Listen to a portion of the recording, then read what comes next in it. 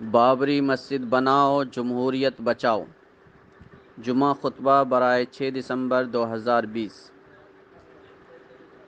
نحمد و نصلی علی رسولہ الکریم، اما بعد، فاعوذ باللہ من الشیطان الرجیم، بسم اللہ الرحمن الرحیم۔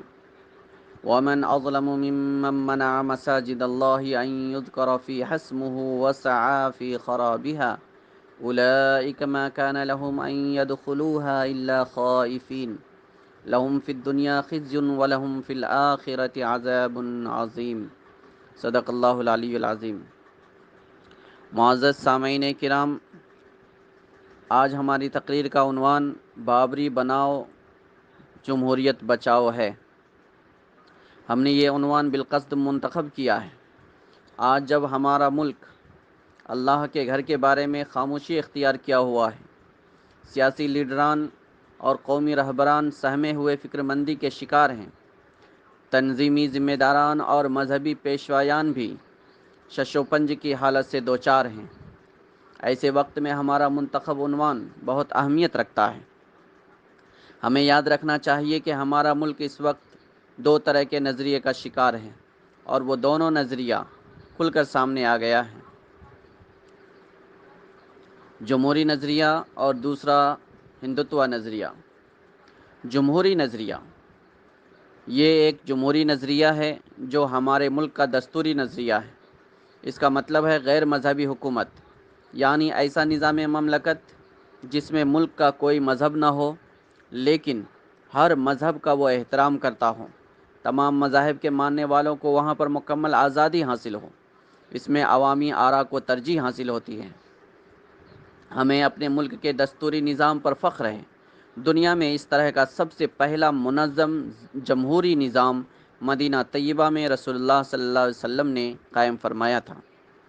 دوسرا ہندوتوا نظریہ ہے۔ ہندوتوا نظریہ جو جرمن اور اٹلی کا نظریہ ہے، اسی نظریے کو فاشزم اور فسطائیت بھی کہا جاتا ہے۔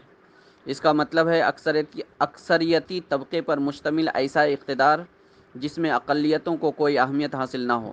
ہمارے ملک میں ہندوتوا ایک سنگھی اور سیاسی نظریہ ہے جس میں اقتدار کے بل پر سب کو غلام بنانے کی سازش چل رہی ہے۔ یہ ایک فاشسٹ نظریہ ہے جس کو ہر چیز پر ترجیح دی جاتی ہے۔ اس میں کوئی بھی مذہب اور مذہبی اصول قابل قدر نہیں۔ اس میں دیگر مذاہب کے ماننے والے اور ان کی عبادت گاہیں، شعار اور ثقافتیں قابل ذلت اور مذمت سمجھی جاتی ہیں۔ ہمارے ملک کی بی جے پی حکومت ہندوتوا یعنی جرمن کے ہٹلر اور اٹلی کے مسولینی کے نقش قدم پر گامزن ہے۔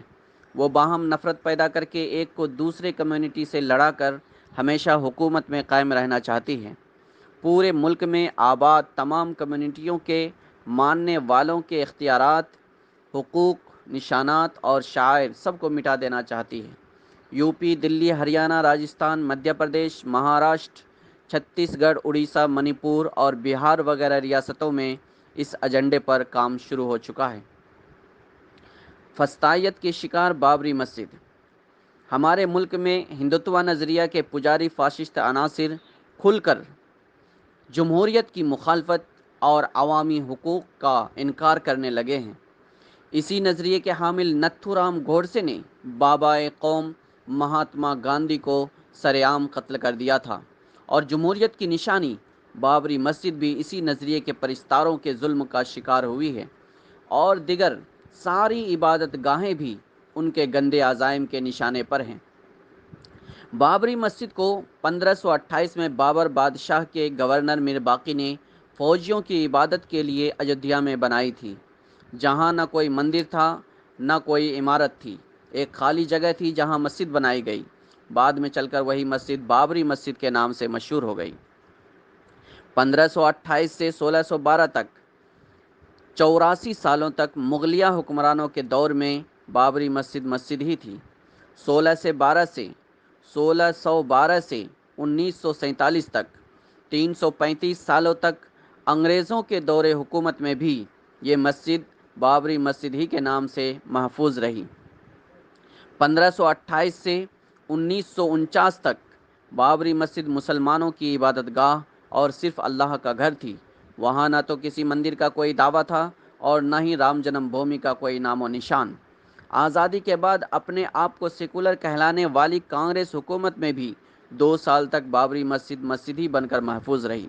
1949 میں بابری مسجد پر مندر کا دعویٰ کیا گیا اور مسجد میں زبردستی مورتی رکھ دی گئی۔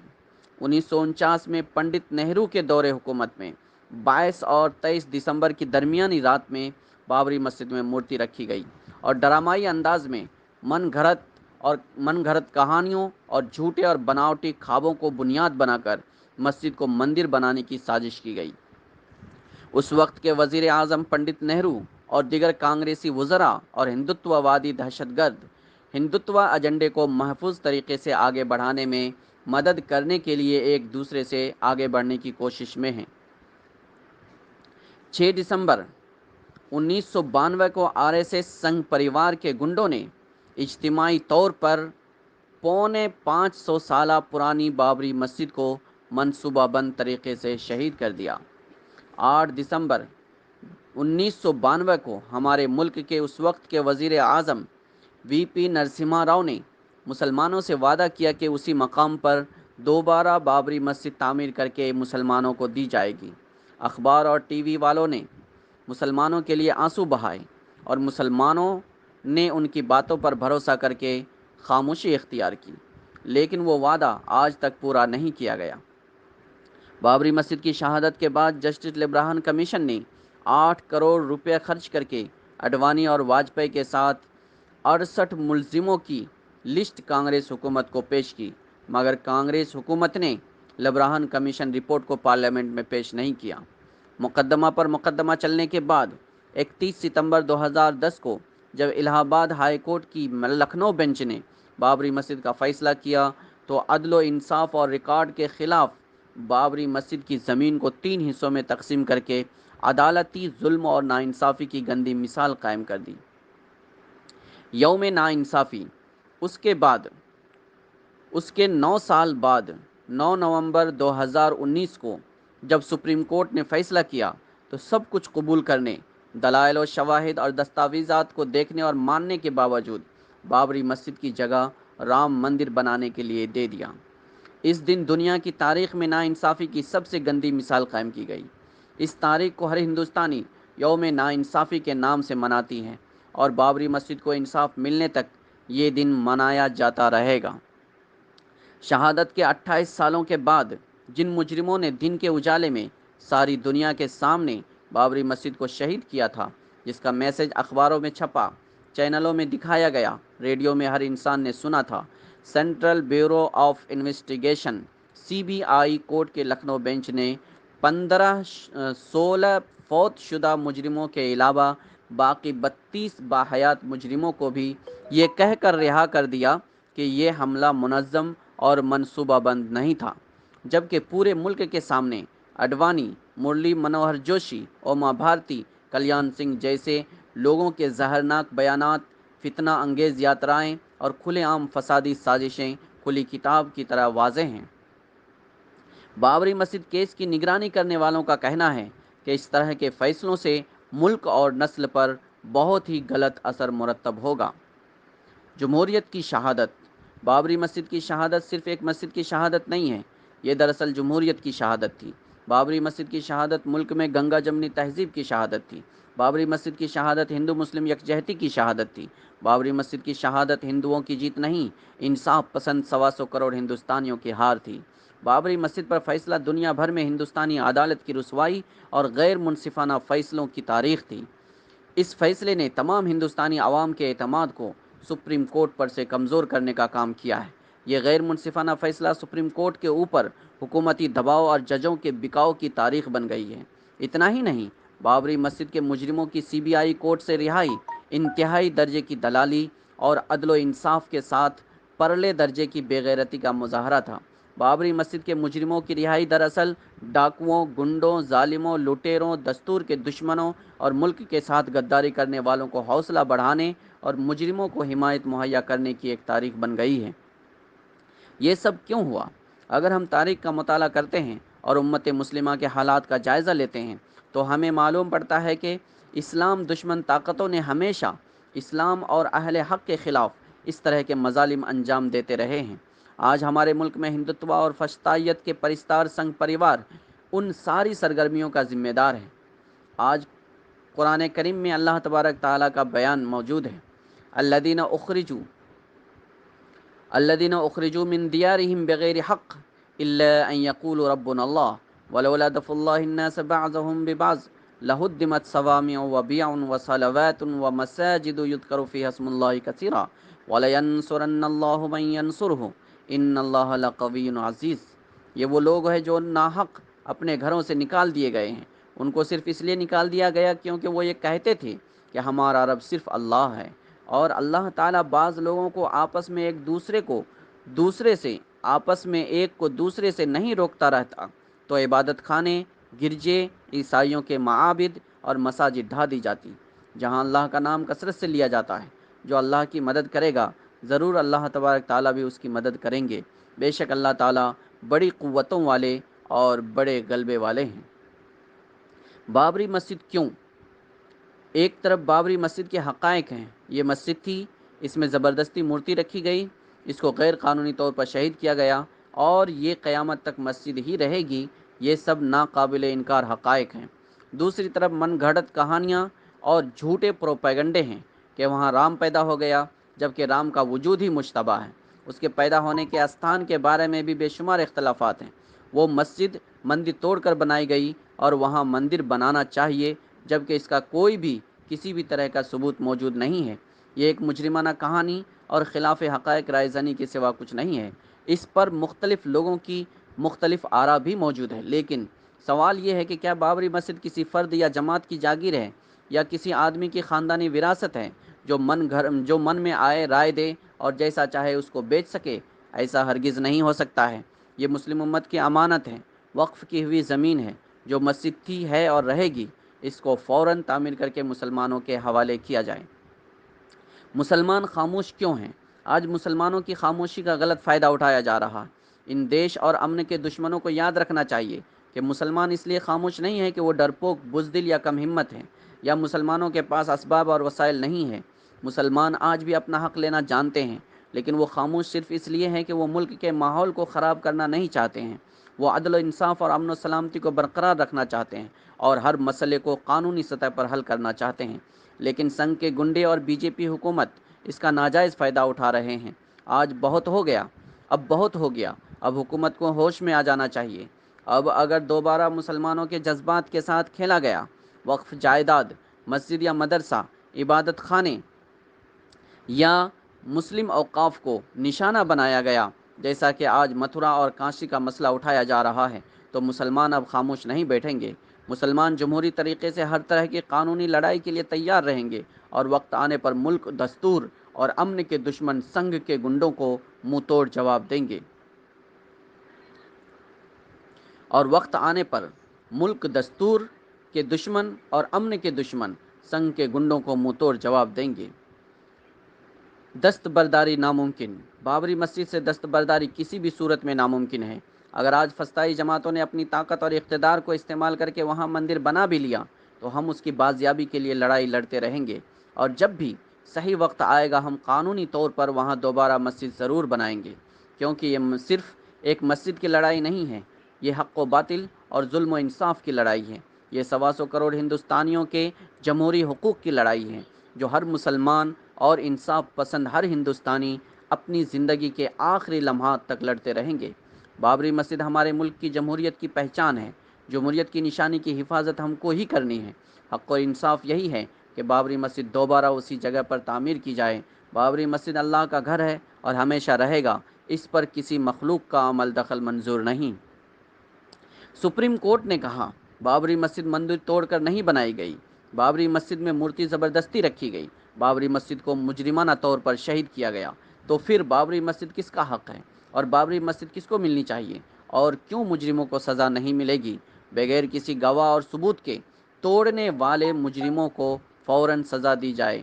ہم مسجد کی دوبارہ تعمیر کے لیے کل بھی تیار تھے، آج بھی تیار ہیں، کیونکہ شاعر اللہ کی عظمت کا تحفظ ہم انصاف پسند شہریوں اور مسلمانوں کی ذمہ داری ہے۔ ذالک وَمَن يُعَظِّمْ شَعَائِرَ اللَّهِ فَإِنَّهَا مِن تَقْوَى الْقُلُوبِ، یہ اللہ کا حکم ہے۔ اور جو لوگ اللہ کے شاعر عبادت گاہوں کی عظمت کی حفاظت کرتے ہیں انہی کے پاس تقوی ہے۔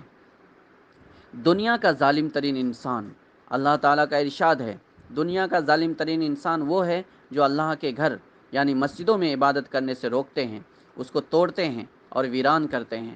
ان لوگوں کے لیے اللہ تعالیٰ نے دنیا میں ذلت اور آخرت میں جہنم کا عذاب تیار کر کے رکھا ہے۔ ایسے لوگوں کو کیفر کردار تک پہنچانے کے لیے ہمیں متحرک اور فعال کردار کارکردگی کی ضرورت ہے۔ وَمَنْ أَظْلَمُ مِمَّنْ مَنَعَ مَسَاجِدَ اللَّهِ أَنْ يُذْكَرَ فِيهَا اسْمُهُ وَسَعَى فِي خَرَابِهَا، یہ اللہ کا ارشاد ہے، اس شخص سے بڑھ کر ظالم ترین انسان کوئی نہیں ہو سکتا جو اللہ کی مسجدوں میں اللہ کے ذکر کیے جانے کو روکے اور اس کی بربادی کی کوشش کرے۔ مسجد کو ڈھانے والے سب سے بڑے ظالم اور ظالم کا ساتھ دینے والے جہنمی ہیں۔ نا امیدی کی ضرورت نہیں، جمہوری عظمت کی نشانی، اسلامی شاعر کی پہچان اور ملکی تشخص کی یادگار بابری مسجد ہم دوبارہ ضرور تعمیر کریں گے انشاءاللہ۔ ہمیں امید ہی نہیں پورا یقین ہے، اور یہی یقین ہم اپنی نسلوں میں منتقل کریں گے۔ اللہ تعالیٰ نے نا امیدی سے منع فرمایا ہے، قُلْ يَا عِبَادِيَ الَّذِينَ أَسْرَفُوا قُلْ يَا عِبَادِيَ الَّذِينَ أَسْرَفُوا عَلَىٰ أَنفُسِهِمْ لَا تَقْنَطُوا مِن رَحْمَةِ اللَّهِ إِنَّ اللَّهَ يَغْفِرُ الذُّنُوبَ جَمِيعًا إِنَّهُ هُوَ الْغَفُورُ الرَّحِيمُ۔